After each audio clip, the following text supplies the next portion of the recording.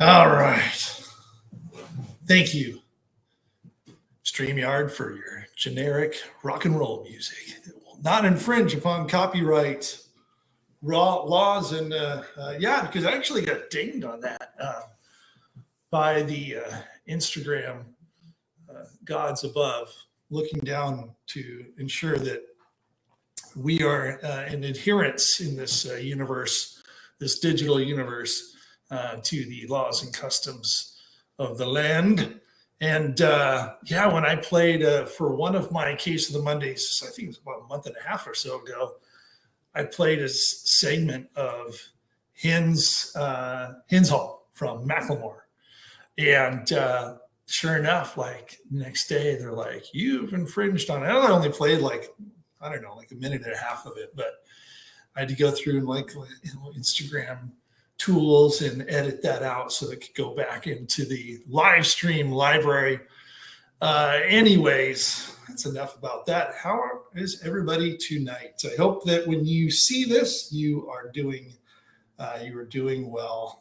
It was a Monday, so as we typically say with Case of the Mondays, if you're in a bad mood and you want to make it worse, you're in the right place. Welcome to a Case of the Mondays. My name is Kurt. This is a part of overall my Kurt in Real Time live streams. So again, welcome to Real Time. And if you're joining me live, thank you so much for setting aside a little snippet of your time. And this is particularly with Case of the Mondays. Well, I like to say just in general, in regards to these live streams, that if you're committed to being a real person and showing real love and compassion to everyone and everything around you, that's my aim in life. Not that I get it right. I never get it right all the time, but I strive for it. So if that's who you are, though, and you want to be a part of conversations, get to know me, maybe I get to know you through comments or messages, things of that nature. Maybe we'll help inspire one along to do that a little bit better than maybe we had if we were all just on our own and not feeding off of the great energy and wisdom that each of us can bring to that larger conversation. Specifically with Case of the Mondays, we're all about focusing in on justice and equity, particularly through the lens of politics and economics. There's a whole host of things that I'm really passionate about as it relates to that. And I shared on my Instagram feed, I'm not sure if it's a YouTube post, maybe I'll fix that if it isn't, just a list of the BS that I'm fighting against and the things I'm conversely fighting for. And a good chunk of those are related to issues of justice and equality. And I approach that both from the standpoint of somebody who's in my kind of, I think, somewhat unique journey, my life journey, have had the privilege, the honor to walk alongside individuals and communities that have suffered from systemic forms of justice, racially motivated, nationalist, or as an effect of nationalism, and a number of other isms, and so I try to bring all of those years of experience as a 49-year-old, soon to be 50-year-old white male from the United States. So I also, in as part of that conversation, trying to recognize and grow through my own grow to unravel my own privilege, and instead seek to be a part of a larger community where we are indeed all sharing the best of what life has to offer. All right, impromptu sermon complete. Tonight on Case of the Mondays, I want to talk about just a couple of things. And then if there's no comments or questions from the peanut gallery, we'll wrap it up, and folks might watch or listen later and get something from it. But the two things that I mentioned, posted earlier, that I wanted to talk about is yet again, we're dealing with horrific images of grotesque war crimes of genocide out of Gaza. And obviously, as anybody who's been watching the news, you know that it's spreading. And one of these days, I have a dear friend who's from Lebanon. I'd love to have her on, share some of her own personal experience. She's got family that's in harm's way. But for tonight, the two things was one, the Aqsa Martyrs Hospital in Gaza, Aqsa. Pardon my mispronunciation. And also wanted to take a peek. Of course, we are exactly 22 days or a little 21 and a half days away from polls opening across the United States of crazy, and a vote for the next president of the United States, the quote unquote leader of the free world. I take issue with that claim, as do a great number of people in this world, as well as right here in the United States. But so we'll also take a peek at about Kamala Harris recognizing today, which is Indigenous Peoples Day. And let me say, I don't have the exact wording. It's interesting. I hear, it's become kind of a regular custom in parts of the United States and Canada to do a land recognition, where I sometimes my pessimistic self sees that as just a convenient way for predominantly white people to assuage their guilt, and without it coming with really any kind of cost. And but I do recognize also the value in it, and at least taking the time to stop and say, hey, the land that we were on was stolen by our ancestors of other communities who were enjoying, and who were largely peaceably enjoying and managing and living with this land. So we do recognize the day, but I do find it a little bit ironic, and that's what I'll talk about in just a second, that Kamala Harris is recognizing that, given the larger picture in her role or political influence in this world. So first of all, the Aqsa Martyrs Hospital. If you are just hearing this and it's like, I haven't even heard anything about it, like so many other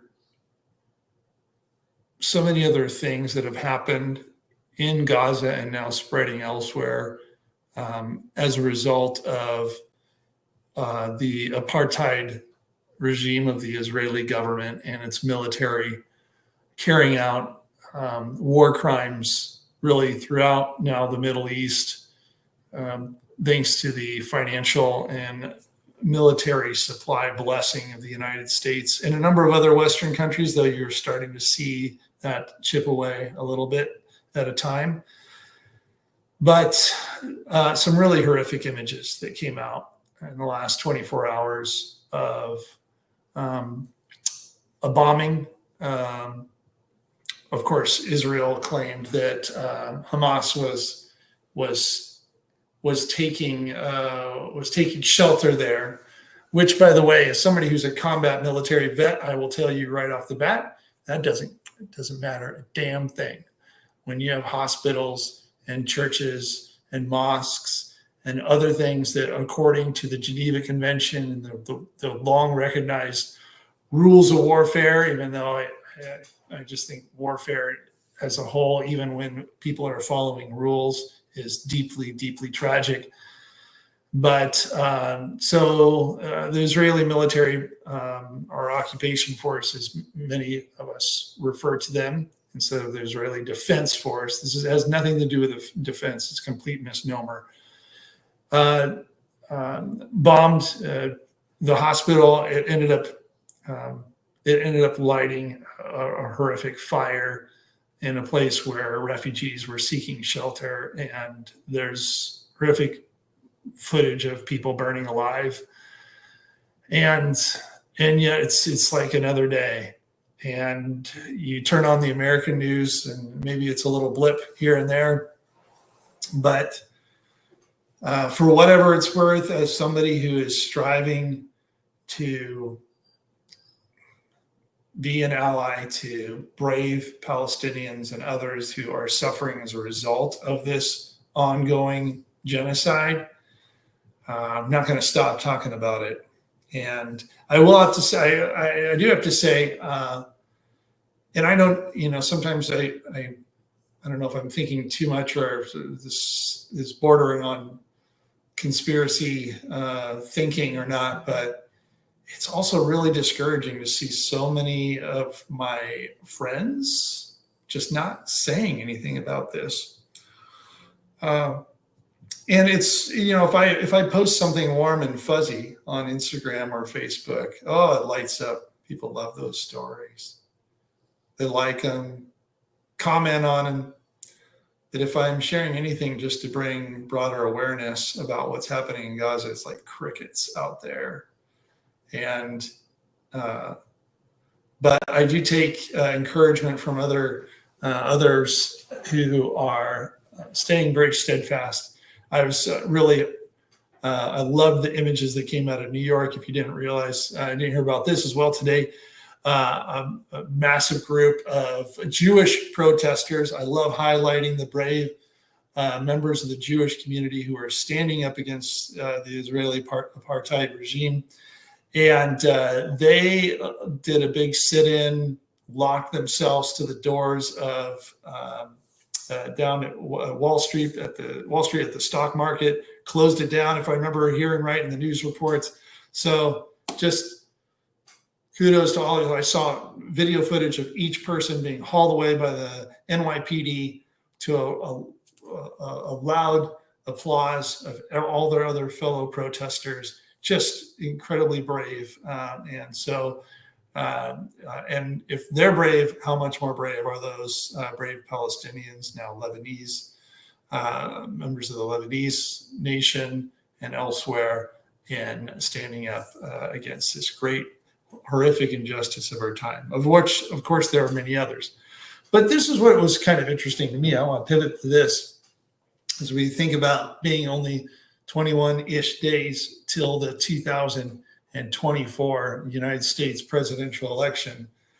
And I've shared pretty candidly, as somebody who is a registered Democrat, for how much longer, I don't know. I'm completely nauseous at the thought that I'm affiliated with a political party that has become, especially for those who are elected officials, by and large, with the exception of a few, are incredibly spineless cowards, in my opinion, including our current president and his vice president, who is aspiring to become the next president, Kamala Harris.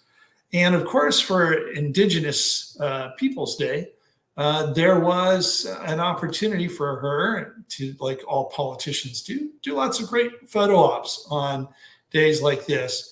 And of course, so she did a photo op. Let me pull up the picture of this. And so there's a picture of a gentleman there who she was speaking to. And it says, "This Indigenous Peoples Day, I'm thinking about the young Indigenous leaders that I met in Arizona last week. I am counting on their leadership and looking forward to our partnership." Of course, the great irony in all of this is that if we're talking about the persecution, the oppression, the genocide, the history of genocide in our own country of the Indigenous peoples who lived here before white European colonizers arrived en masse, largely, I should say, white Christian European colonizers, and then jammed that religion down the throats at the tips of spears of bullets, I should say, bullets and at the threat of beatings and starvation to convert and become good members of the new United States of America. And yet now we're talking about and seeking to honor them, while at the very same time, we are turning our back on another indigenous people group, the Palestinian people, as we have for now 70, coming up on 80 years in a few years, that we have turned our back on those even more heinously now in the midst of one of the most horrific examples in that history of violence towards the Palestinian people. And how many young leaders of the Palestinian resistance do we see day in and day out? I think of like a lot of the young voices, a lot of the journalists who've been killed, members of UN staff who've been killed who are Palestinian, and tremendous voices, young and including very young voices that we never got a chance to hear. As most of you know, I was deeply moved by the tragedy around Hind Jobs' murder, and what would her voice have been like had we valued her voice as a young, up-and-coming, indigenous Palestinian leader. And yet we did it, and we continue to not do that. And if you're watching this and you live in the United States of America, just knowing that if you're working tomorrow, you're spending your money, but especially you're working tomorrow and the next day, and all that percentage of your payroll tax, it just goes to the federal government, of which a nice little chunk of that goes to fund the military-industrial complex and what has become naked colonialism in our time. If people think that colonialism is just kind of more of a historical footnote, they are sorely mistaken. So yeah, Kamala, you're still not getting my vote. Sorry. And if we need to go down the rabbit hole and see this country implode with Donald Trump at the helm, then my own 2 cents is let it happen, because the sooner this country loses its position of its oppressive position over much of the world, the better. So many of you think, like I've said, that if there's 3 things that I think we need to see the demise of in order to have hope for our species in the future, it's organized religion, nationalism, and capitalism. If those 3 need to go, and we need to be imaginative and think of a different world. But I guarantee this: our politicians, Democratic, Republican, and just about everyone in between, if you think that we can just continue to hire the same old kinds of political leadership and get different results along the lines of what I'm talking about, it's not going to happen. And anyways, so that's why I, on this case of the Mondays, have really been struggling throughout the day. And but so I appreciate this forum as an opportunity for me to sometimes just share what's weighing heavy on my shoulders. So that's a little bit of the case of the Mondays. I wonder what's going on in your world, and what injustices are you seeing that you'd like for me to talk about? I just want to encourage you that that if you are, I'm going to put up down here at the bottom, just a reminder that if you have an idea for somebody you'd like to see join me, or a topic you'd like to discuss, at my website, www.chorus. We don't need to say that anymore, do we? Kurt E. Lewis, KIRTELEWIS.com. There's a suggestion box. Click on that and send me a quick message, or you can even comment in the chat on YouTube, or send me a direct message if you want in Instagram. And I'd be glad to take your ideas.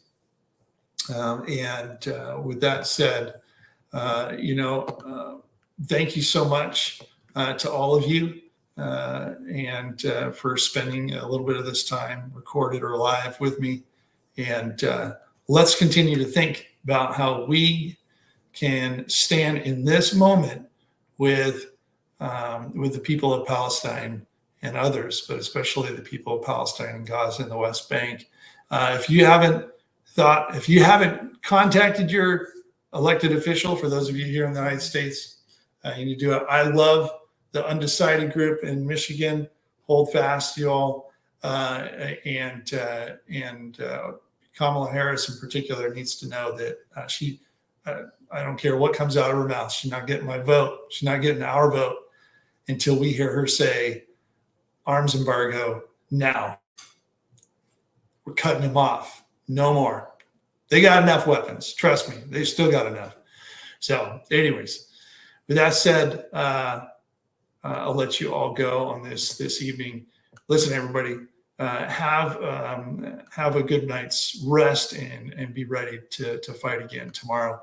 And we will see you next time. Next live stream, I should say really quick, will be coming up next Wednesday. So about a week and a half from now. And that is our Hump Day Afterglow.